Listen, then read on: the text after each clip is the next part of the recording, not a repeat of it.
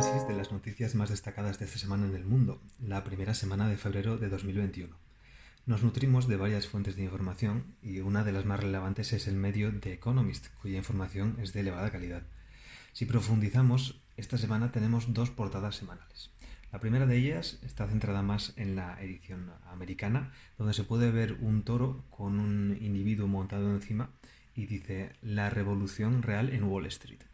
Esta portada trata de ilustrar las verdaderas fuerzas que están detrás de la agitación de los mercados financieros que estamos viendo últimamente, ¿no? La variación de los precios en la plata o los movimientos sobre las acciones de GameStop hacen pensar que los pequeños inversores o inversores intradía, también llamados day traders, quieren plantar cara a los profesionales financieros de Wall Street. Incluso la manera en la que los mercados se mueven o los precios se alejan de la realidad pueden presagiar un crash o un desplome financiero.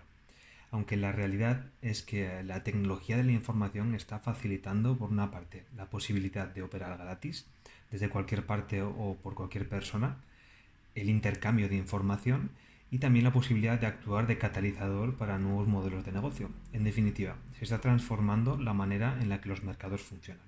Y esto no es algo ni mejor ni peor, simplemente está sucediendo y es lo que simboliza este individuo que representa al inversor independiente, pequeño inversor o incluso grupo de pequeños inversores que está domando al toro que representa la bolsa y los mercados financieros.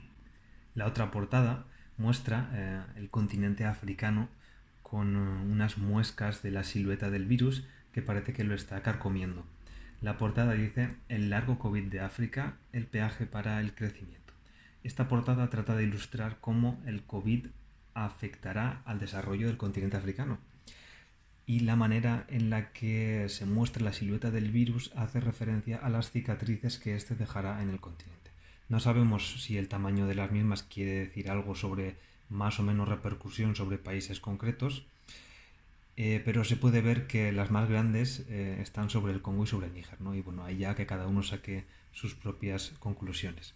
Entonces, del mismo modo en que los países ricos pueden esperar una recuperación económica a medida que vacunan a sus poblaciones, al continente africano le quedan años hasta vacunar a la suficiente población como para conseguir la inmunidad. De hecho, se está hablando de 2024. El Fondo Monetario Internacional también predice que esta será la región del mundo con más bajo crecimiento económico, al menos durante este año.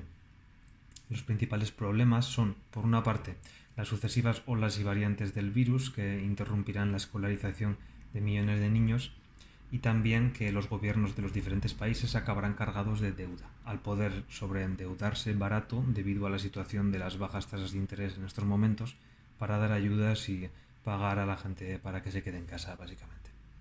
Tenemos otra noticia relacionada con lo propensos que pueden llegar a ser los países para sufrir o para adoptar medidas de austeridad en 2021.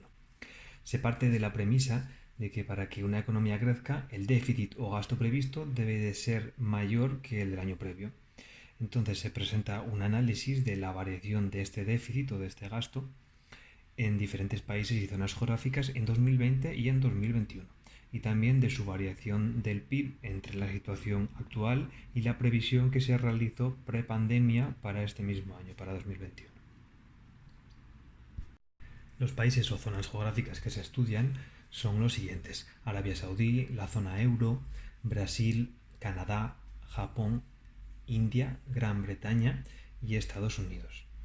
Y lo primero que se puede ver es la variación entre el déficit o este gasto entre 2020 y 2021. Y en todos los países o zonas geográficas listados hay una reducción del mismo. Se entiende esto como un indicador de aceleración. Recordemos la premisa anterior sobre que una disminución del déficit o gasto implica una disminución del crecimiento también.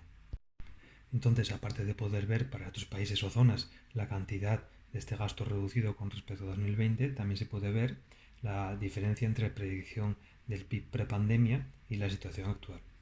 Entonces, lo que tiene de interesante esto es que ambos indicadores juntos implican este riesgo de sufrimiento de austeridad de un país, ya que si su gasto se reduce y su PIB se reduce igualmente, el motor de la economía se detiene. De manera que se pueden observar en los países analizados que Canadá es el país más propenso a sufrir austeridad, seguido por Brasil, por Arabia Saudí, por Estados Unidos, según el Fondo Monetario Internacional, Japón, Gran Bretaña, la zona euro, India, China y Estados Unidos, según Goldman Sachs. Y aquí un apunte sobre la aparición en el listado de Estados Unidos 2 veces, ¿no? Ya que la diferencia está en que la predicción de Goldman Sachs asume que ya se ha aprobado una nueva inyección de capital en el sistema estadounidense, que actualmente está siendo sometida a votación por el Congreso. Otra noticia interesante es la siguiente, relacionada con la generación de energía eléctrica a través de nuevas fuentes. Surge de una historia curiosa, y es que la exportación de un tipo de madera, la madera de balsa, en Ecuador ha aumentado de manera considerable en 2020.